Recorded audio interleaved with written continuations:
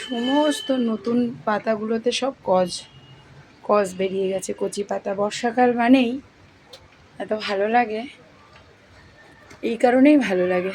নতুন পাতাগুলো খোলে বেরোয়, অপূর্ব লাগে, অপূর্ব। আসল কথা, প্রত্যেকটা সময় না আমাদের এক একজনের কাছে এক এক রকম। যখন টিউশন পড়াতাম বিয়ের আগে, বর্ষাকাল আমার বিরক্ত লাগতো। কেন, তখন ম্যাক্সিমাম টাইমটা আমার বাড়ির বাইরে কাটাতে হতো। সাইকেল নিয়ে যখন টিউশন পড়াতে যেতাম, তখন কিন্তু একদমই বৃষ্টিতে ভিজে ভিজে এ বাড়ি থেকে ও বাড়িতে পড়াতে যাওয়াটা আমার জন্য একেবারেই সহজ ছিল না, খুব ডিফিকাল্ট ছিল। এখন যেমন ঘরে বসে রয়েছি, তো এখন মনে হয় বর্ষাকালটা কি ভালো লাগছে। বড় কথা হচ্ছে, আমার এই যে নীলকণ্ঠর দানা ছড়িয়েছিলাম, সেগুলো থেকে চারা বেরিয়ে গেছে, এটাই খুব ভালো লাগছে আমার। এইটাও চারাগুলো বেরিয়েছে, পাতাগুলো আর কি বেরিয়ে গেছে, খুব ভালো লাগে।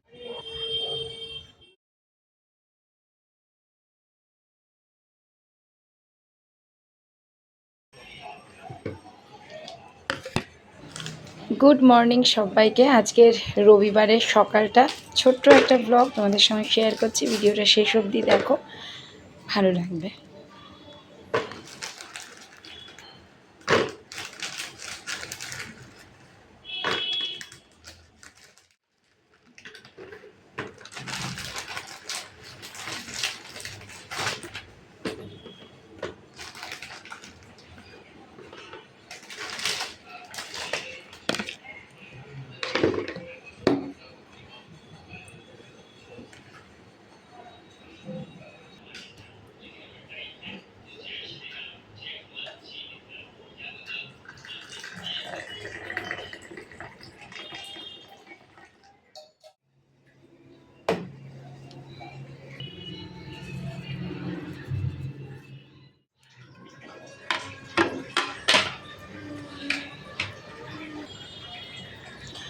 এখন মোটামুটি 11টা মতো বাজে।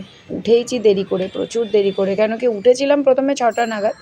ছেলের শরীরটা ভালো ছিল না, উঠেই দেখি মানে ও বিছনার থেকে উঠে বাথরুমে চলে গেছে বমি করতে করতে। মানে কালকে একটুখানি ফুচকা খেয়েছিল রাত্রিবেলা, সহ্য হয়নি। জোর করে, ফুচকা ভীষণ ভালোবাসে, সেই ফুচকা খেয়েছে আমাদের সঙ্গে, আমরা রাজুর সঙ্গে, ব্যাস সেটাতে একটু ডাইজেস্ট হয়নি, তো যথারীতি বমি করছিল।